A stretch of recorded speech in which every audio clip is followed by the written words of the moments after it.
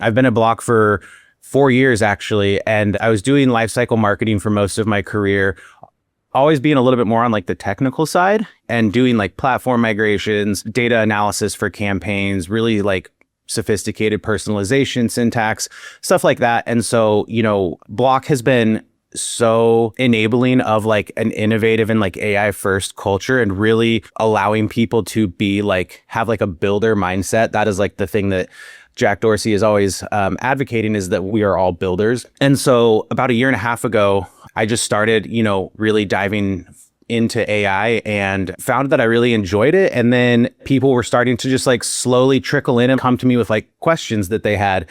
And that turned into like doing weekly office hours. And then that turned into doing bi-weekly sessions where like we would have a topic and we would go through it for an hour. And then right around the end of last year, we were able to like formally transition that into like a full-on like AI marketing role. And so yeah, they've been great about sort of just allowing that innovation to like find its natural flow and then being like, well, where can we put this like to make it most impactful, and letting us figure that out. And it's been really cool. Was that transition something you went to your boss and said, hey, I want to do this, or did they come to you? Yeah, I went to them, and it got to the point where we were able to kind of make the argument that it was like, let's start by like splitting my time 50-50, where like things are good on the life cycle side. We can maintain everything that's going on, but then like, let's dedicate some of my bandwidth to this other stuff. And they were super cool and supportive about that. And so we did that. And, the positive momentum just like kind of kept rolling.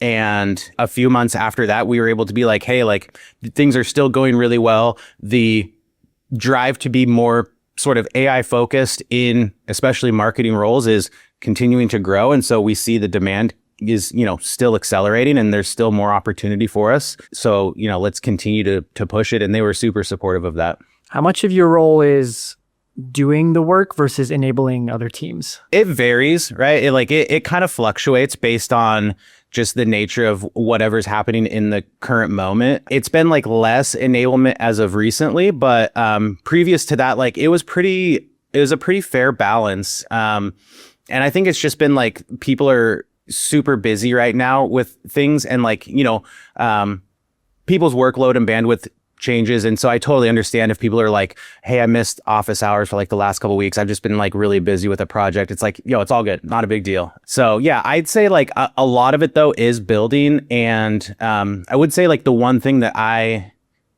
want to spend more time on is more of like the research and like full on like innovation side, because yeah, it's really easy to get like a list of things that feel really exciting to build, and you just like start grinding and you get into that flow, and you're just like really happy with seeing all of like the results and showing people prototypes, and they get excited. And so you just kind of like, I personally get into a groove where I just like stay in that kind of mode.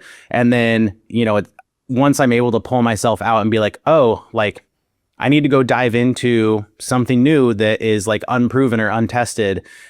So try to do a better job of that. But yeah, it's usually pretty well balanced between enablement and just like straight building stuff. When you do more enablement, kind of office hours, kind of bi-weekly things, what does the structure of those things look like?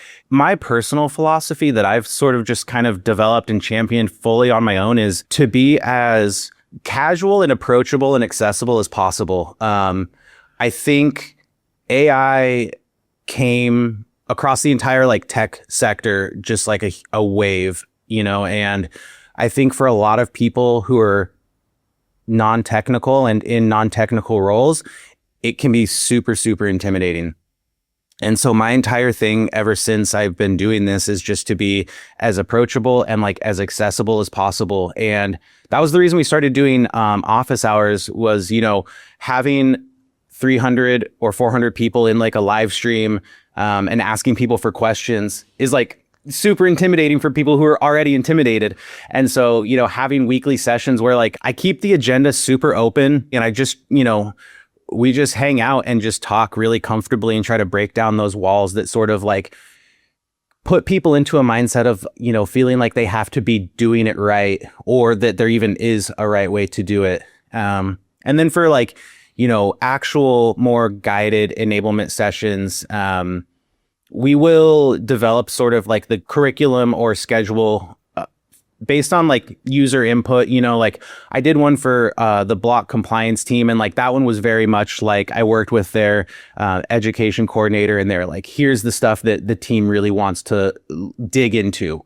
We really want to understand the difference between skills and MCPs. So sometimes it's really guided like that, and I get a ton of really good input to structure the session around. And other times it is solely up to me to like come up with what we're going to do. And one of my closest friends at Block, who does a lot of the same stuff I do, came up with the idea of doing hour-long sessions where people will show up and like I'll just share my entire screen and ask the group for like an idea, like let's build something, like what should we build? Somebody's like, build an ROI estimator tool for Square sellers to find out how much they would save by switching to Square. I'm like, okay, cool. Let's start from like literal zero, and you guys can just watch my entire screen while we do this. And if you have questions, you can just stop me in the middle. And I think letting people, because like if you step back and think about it, I don't think many people see other people use AI. We are all off on our computers using AI, and we like build apps, or we like refine docs or presentations, and then we bring it and we're like, hey, I got this, right? And then we go back. And so it's really interesting to sit back and just like watch someone else use a tool like Claude Code or Cursor. And so just showing that and people being like, hey, wait, like, why did you do that in just like a prompt and not like put it into plan mode?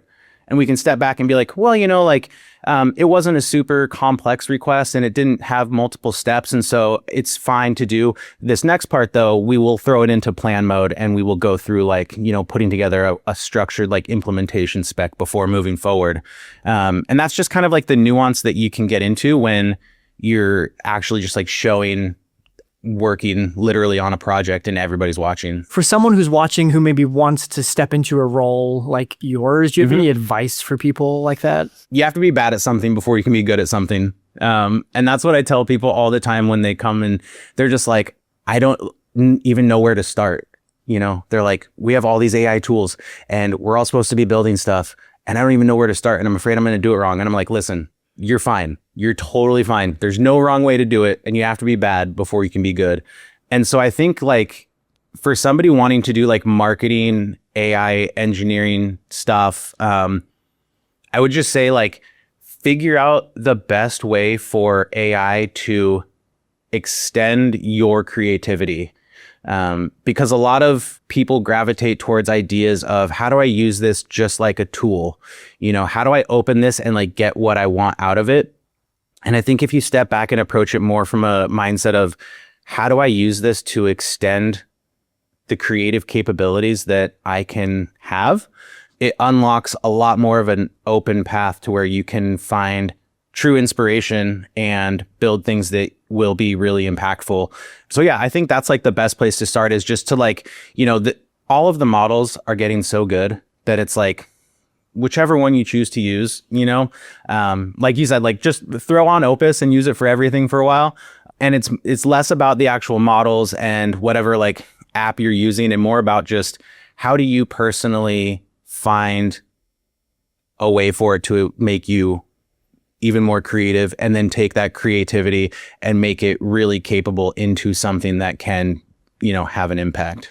Yeah, I think something people struggle with is, I think people will build things and then kind of do it in a silo and then not talk about their work. And I think a lot of success, or for people who want to step more and do more of this as their full-time job, need to do more internal marketing and kind of championing of what they've built. And I think the trainings and office hours you've done are a great example of that too. How do you share and talk about the things that you've built?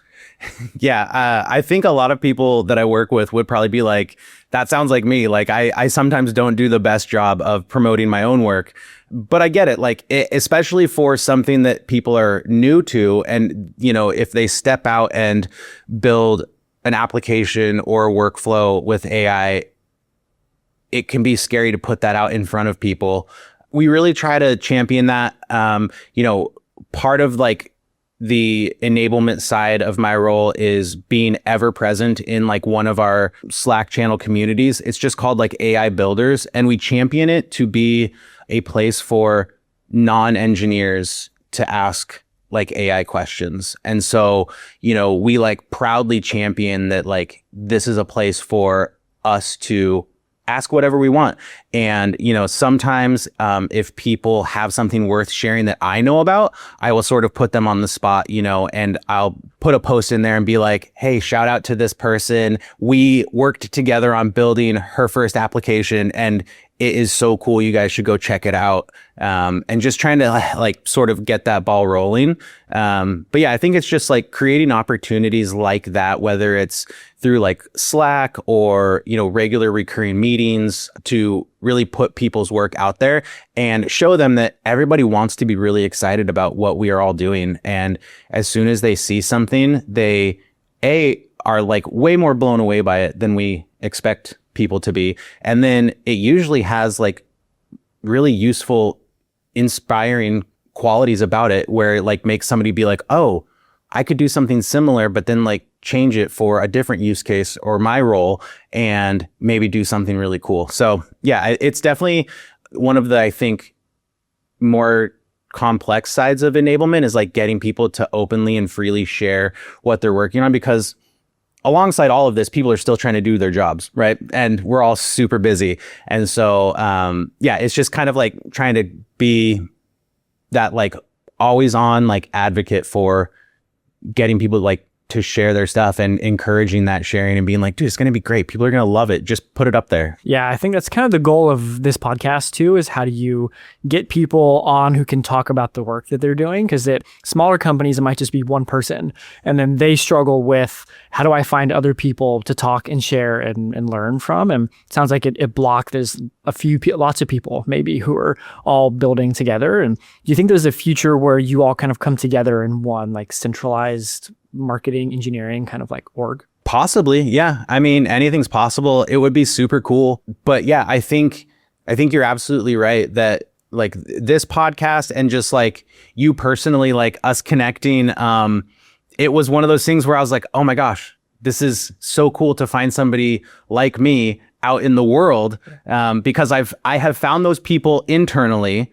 And they are like my people at work, and being able to find those connections outside as well is really gratifying and also solidifying and makes it feel like what you're doing is really like on the right kind of path, because you see somebody like you out there championing like marketing engineering and you're like, oh wow, okay, this is really cool. There are other people doing this and there's a lot of people really excited about it. That makes me feel great about what I'm doing and I want to keep pushing myself.